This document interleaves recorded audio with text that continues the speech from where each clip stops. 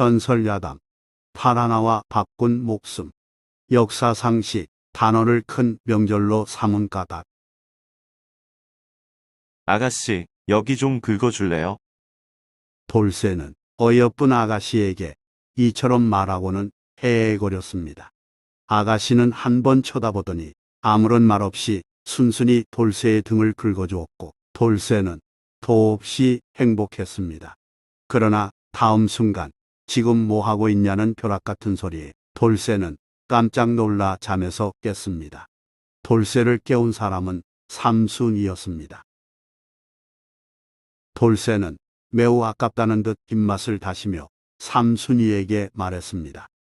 사람 놀라게끔. 왜 그래? 그런 돌쇠에게 삼순이는 대감님이 찾으시니 얼른 가보라고 말해줬습니다. 돌쇠는 급히 달려가면서도 비록 꿈이었지만 아가씨와 잠시나마 함께한 순간의 행복이 깨졌음을 몹시 아까워했습니다. 돌쇠는 대감집 딸을 짝사랑하고 있었는데 머슴 신분상 주제넘는 일이었습니다. 아가씨, 뭐 시키실 일 없으세요?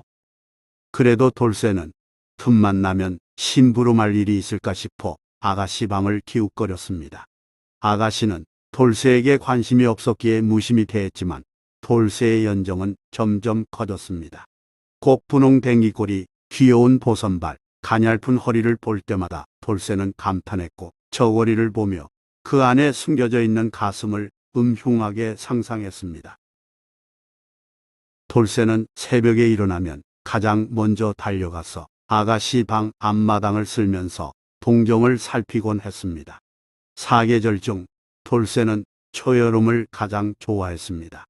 음력 5월 5일 단오 때 아가씨를 위해 그네를 만들어주고 근처에서 마음껏 지켜볼 수 있었기 때문입니다. 단오는 조선시대의 큰 명절이어서 여성들도 단오를 기다렸습니다. 조선 사람들은 단오를 왜 중요하게 생각했을까요?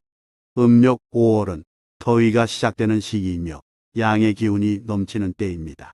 음양 철학에서는 홀수를 양수라 하고 짝수를 음수라 하는데 양수가 겹치는 3월 3일, 5월 5일, 9월 9일은 모두 생기활력에 큰 도움이 된다고 여겨 명절로 삼았습니다. 그 중에서 5월 5일은 1년 중에 양기가 가장 왕성하므로 천중가절이라 하여 특별히 숭상했고 쑥, 창포 같은 양기를 돕는 풀로서 놀이개와 비녀를 만들어 옷에 차고 머리에 장식했습니다. 또한 여인들은 창포물로 얼굴을 씻거나 머리를 감으며 양기의 행운을 듬뿍 받아들였고 그네를 타서 위로 솟구치며 양기를 흡수했습니다. 내일이 단오렸다. 그 단오가 내일이라 돌쇠는 들뜬 마음으로 더디게 흘러가는 하루를 지루하게 보냈습니다. 씨름판에도 가보고 싶지만 그네 타는 아가씨를 보는 게 더 좋아. 돌쇠는 꿈에서 먼저 아가씨의 그네 타기를 볼 수 있기 바라면서 잠자리에 들었습니다. 누구에게도 말하지 못했지만 아가씨는 돌쇠의 연인이여 영원한 사랑이니까요. 해가 밝자 돌쇠는 아침 일찍 대문 밖으로 나가서 높고 큰 나무 가지에 그네를 맸습니다. 다른 대갓집 머슴들도 여기저기에서 모두 그네를 매느라고 정신없었습니다. 얼마간 시간이 흐르고 돌쇠가 그토록 기다린 대감집 아가씨가 고운 한복을 입고 그네를 맨 곳까지 왔습니다. 아가씨, 어서 그네를 타세요. 돌쇠는 설레는 가슴을 진정시키려 헤헤거리며 아가씨에게 그네 타기를 권했습니다. 아가씨는 고개를 끄덕이며 그네에 올라탔고 삼순이는 돌쇠에게 눈총을 쏘며 아가씨의 그네를 힘껏 밀어주었습니다. 그네가 하늘 높이 솟아오른 순간 그네의 매단줄 하나가 뚝 끊어지면서 아가씨가 비명을 지르며 땅으로 떨어졌습니다. 아니, 이게 무슨 변교야? 삼순이를 비롯해 주변 사람들이 아가씨의 상태를 살폈습니다. 방심하며 그네를 타다 느닷없이 떨어진 충격이 컸는지 아가씨는 그 자리에서 숨을 거뒀습니다. 아가씨가 돌아가셨어. 누군가 이렇게 말했을 때 아가씨가 죽었다는 말을 들은 돌쇠의 눈빛은 평소와 달라졌습니다. 어떤 이는 밧줄에 칼을 댄 흔적이 있다면서 돌쇠를 의심했습니다.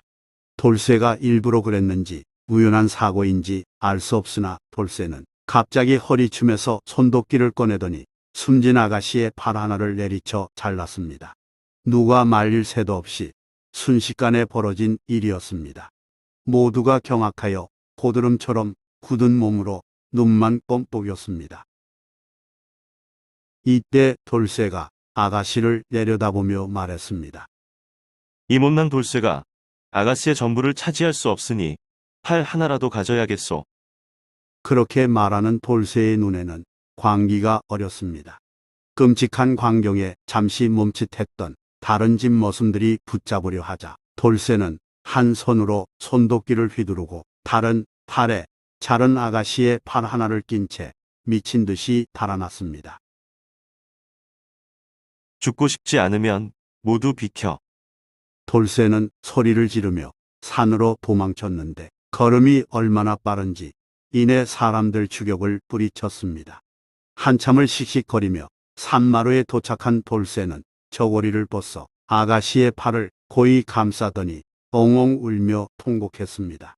해가 져서 사방이 어두워졌지만 돌쇠는 그저 아가씨만을 외치며 계속 서럽게 흐느꼈습니다.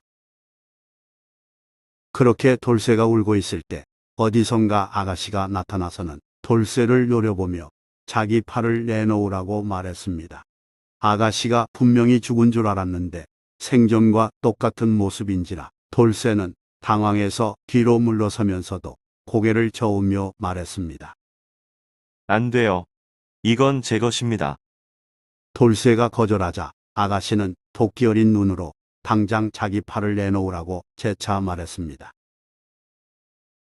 싫어요. 안 돼요. 돌쇠는 완강히 거절하면서 다른 곳으로 도망치려고 했습니다. 그때 돌연 회오리 바람이 불어와 돌쇠를 하늘로 살짝 솟구치게 했고 그로 인해 돌쇠는 손도끼와 아가씨의 팔을 떨어뜨렸습니다. 이어 돌쇠의 몸도 땅으로 떨어졌습니다. 돌쇠는 자신의 아픔조차 잊고 아가씨의 팔을 찾으려 했는데 이미 아가씨의 몸에 붙은 상태였습니다. 온전한 몸이 된 아가씨는 자신의 팔을 잘랐던 돌쇠를 원망하며 뒤로 멀어져 갔습니다. 돌쇠는 아가씨를 부르며 쫓아가다가 짙은 어둠 속에서 발을 헛디뎌 낭떠러지 아래로 떨어져 죽었습니다. 다음 날 처참히 죽은 돌쇠의 시신을 본 마을 사람들은 기괴한 행각에 혀를 차면서도 넘볼 수 없는 상전 아가씨를 짝사랑한 처지에 대해서는 동정을 했습니다. 얼마나 좋아했으면 팔을. 그렇다고 그런 짓을 하면 안 되지. 그래서 천벌을 받았나 봐. 애당초 머슴인 게 죄인 거지. 쯧쯧쯧. 그로부터 얼마 후 누군가가 그걸 매우 가엾게 여겨 돌쇠가 마지막으로 머물렀던 곳에 돌쇠의 영혼을 달래주는 작은 비를 하나 세웠습니다. 사람들은 그 비를 짝사랑 비 혹은 짝사랑 각이라고 불렀는데 어느 때부터인가 도둑 맞거나 잃은 물건이 있을 때 그 앞으로 가서 찾게 해달라고 빌면 반드시 영험을 본다는 속신이 생겼습니다. 그리고 근대에 이르러 경상남도 고성군 고성읍 남산마루에 있던 그 비는 사라지고 거기에 정자가 세워졌습니다. 좋아요 및 구독은 만물유래 전설야담 영상 제작에 큰 힘이 됩니다. 고맙습니다.